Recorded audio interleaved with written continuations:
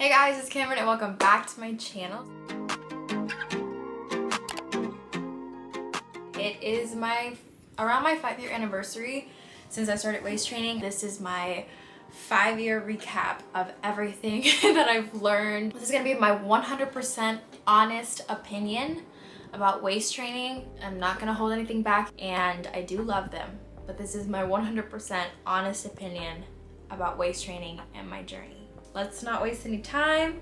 Let's get into it. I have my notes.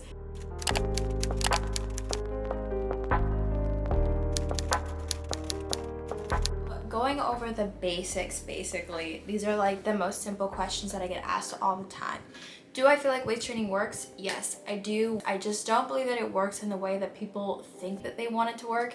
It's not an extreme like format of changing your body. You're not gonna get a BBL body from it. I consistently say this in almost every single video. Waist training is gonna be responsible for about, I just ballpark it, I say 30%. I have no scientific backing behind that, but I'm saying it's not gonna be this large change.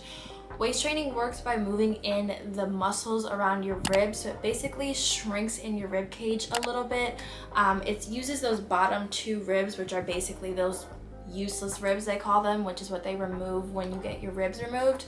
But you're not obviously removing your ribs, you're just moving them in a little, so it's not dangerous to your health as long as you do things safely. The female body is amazing because our organs literally flip when we are pregnant, so you don't have to worry about ribs moving in just a little bit, and it moves the rib muscles, not your ribs. It'll shape you a little bit differently, but a lot of people notice a super huge difference if there's someone that carried a little bit more fat content around the center of their stomach, and while they progress through this, they'll start to notice a little bit of their fat content wean off, and that's where you notice large differences in your waistline. If you're someone that doesn't have a lot of fat content around your waistline, you'll probably notice about a 2-inch difference with waist training. Like there's some girls that start at 2 extra small, they get to 4 extra small, and they're like, oh, I lost about 1 inch, and that's all I'm gonna lose because they don't have fat to like mold basically. When you're wearing a waist trainer, it kind of suppresses your appetite, it curves your appetite, so you're not going to want to eat as much. For me personally, this works out great because I tend to overeat,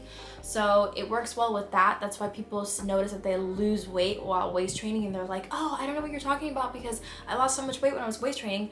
Well, that's because you wore your waist trainer for most of your eating hours, and so you didn't overeat, which meant that you remained in a caloric deficit, or you maintained or whatever. You didn't overeat, so you didn't gain weight while you were wearing it.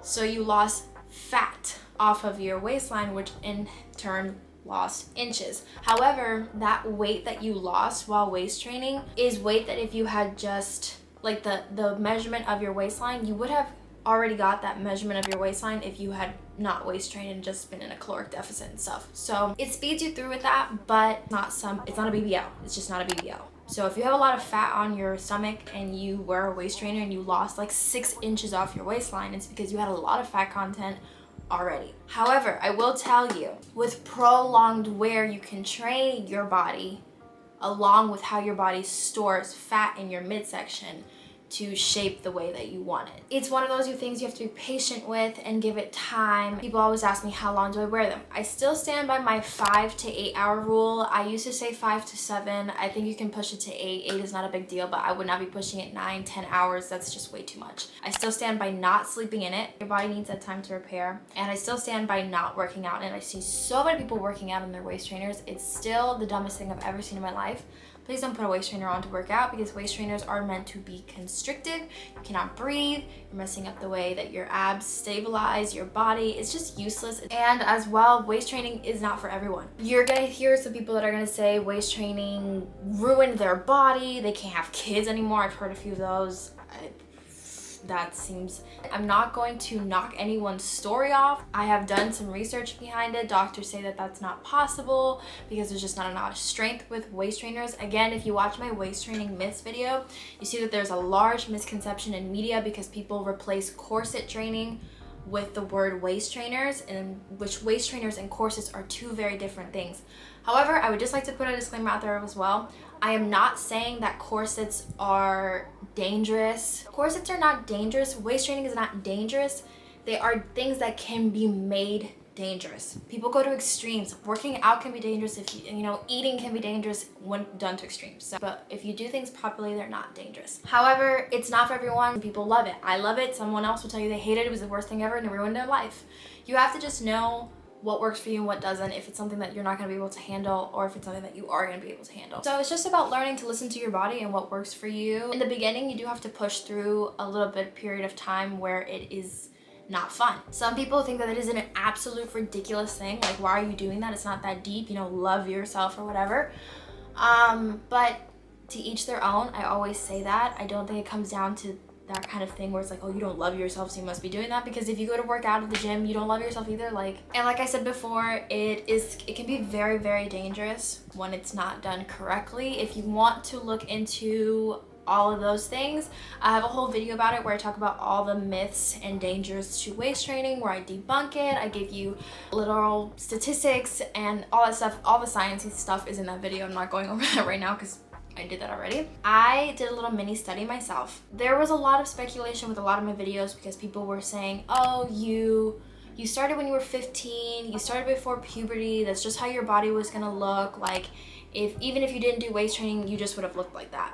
There is some merit to what people are saying in the sense that waist training has not affected my hips per se. I do feel that it has helped the illusion that I have wider hips, because the smaller your waist is, the wider your hips look.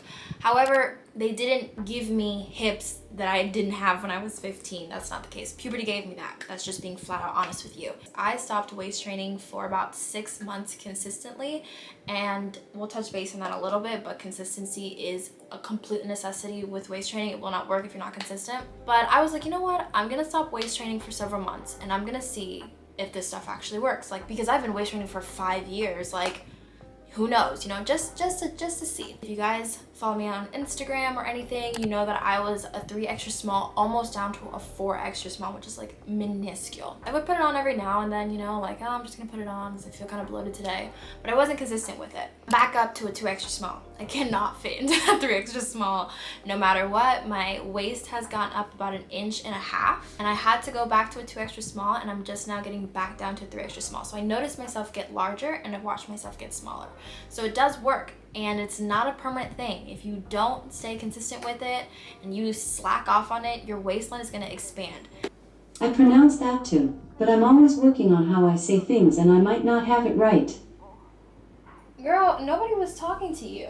The thing about waist training is it's a very tricky, touchy subject, and it's honestly something that even I myself have been like a little on the fence about, because you guys know I constantly preach about, you know, loving your body and loving yourself and all these things and who you are and not to fall into trends and stuff. And so on one hand, waist training really does play into that, and as someone who suffered from an eating disorder, and I still suffer with body dysmorphia, and I have a hard time with my relationship with food and stuff, I was kind of always like, is this really something that I should be promoting? As someone who has suffered with all these issues, I understand what triggers me and what doesn't. For some people, waist training can be extremely triggering for you. It can be something that leads you on the wrong path, just like weight training was for me for a really, really long time. Like, who would have thought that going to the gym and lifting weights would be so extremely triggering?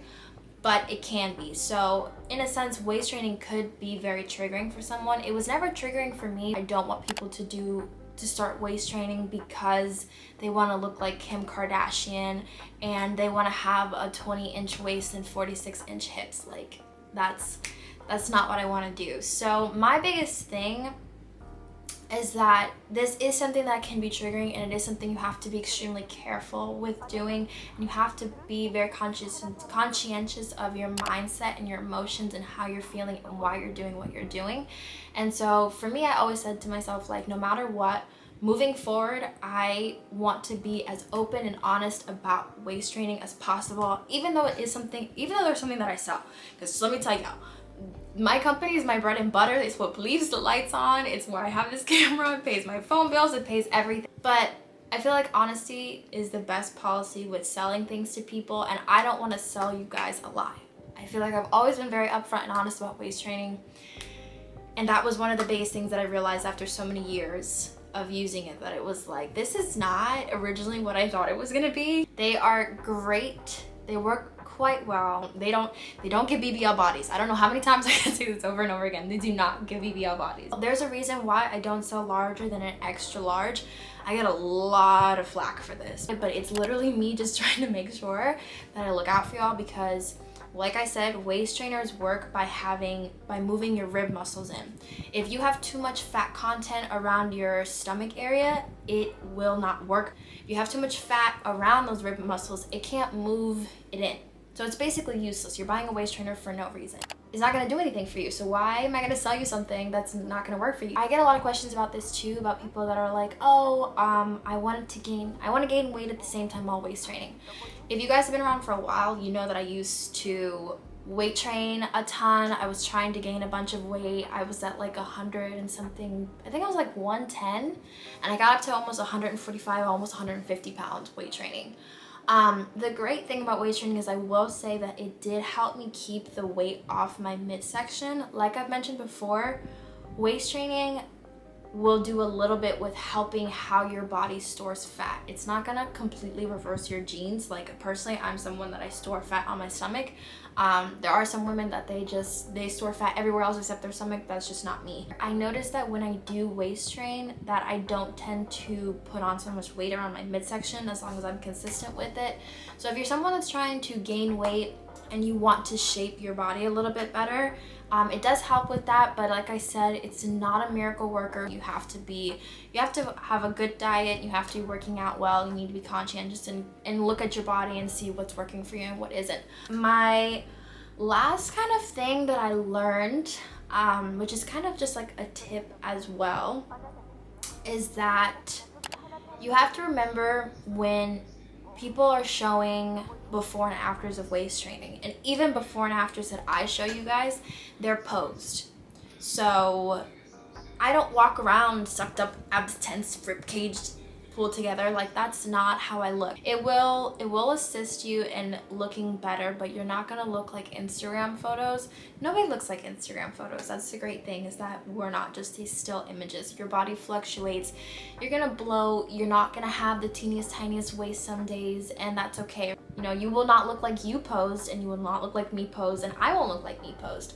Does my body look different in a static non-posed way as it did before I was waist training in a static non-posed way? Yes. But static non-posed me does not look like posed me on Instagram. So just understand that waist training is a great agent, but it is best to implement waist training with a clean diet and with working out. I think that is like the holy trinity. I have found great balance between all three of those, and really coming to terms of like, okay, this is what I want to do for my body. This is what my body is capable of, and I'm not going to push my body to be any more than what it's capable of. This is what I can do to mold it as much as I can get it to this point that I want, and I'm not going to push myself too much more. So, and that ties right back into some people use waist trainers to do bad things to themselves. You know, they use them in almost in a way that's like torture, and I don't want anyone to do that. I do love waist trainers. I love everything about them. I just want people to use them in a healthy way. I think that's my biggest concern, and the thing that alarms me the most, especially, I see so many comments of people saying like, I sleep in it, I work out in it, I wear it to work, I never take it off, I only take it off for 2 hours a day, and like that really scares me. And I love these things, and I want you guys to love them as well, but please do them safely, please. They can be very dangerous to not only your mental health, but your physical health. Waist training has helped me immensely. I used to be a 3 extra small, I'm a 2 extra small now, but let's just say I went from a medium to a 3 extra small. I'm learning to love my body. I'm learning to know its limits. Happy with my 5-year journey. I'm glad that I was able to do all the crazy things so that I could come on here on YouTube and tell y'all not to do them, like sleeping in a waist trainer and going to the gym in it. Please don't do it. I'm looking at you. Don't do it. Because I learned all those things, I can come on here and kind of guide you guys along. That's kind of my recap of my 5 years of waist training. That was like a crazy all over the place video. It's mostly just like a little heart-to-heart talk, but my biggest thing is I just want to make sure everyone does them safely and nicely to themselves. Let's not overdo it. Let's not do things in extreme. Take it slow. I have been doing this for 5 years. 5 years. It's not an overnight thing, you guys. It's like working out. If you would like to purchase a waist trainer, you can shop them down below. Carry from a 4 extra small to an extra large. I also sell clothes and other things on there too, so if you want to check that out, the website will be down below. Make sure to follow me on all my social media. Girl, I got somewhere to be. I'm trying to read this video up. Make sure you follow me on all my social media. Give this video a thumbs up and subscribe, and I will see you guys next time. Bye.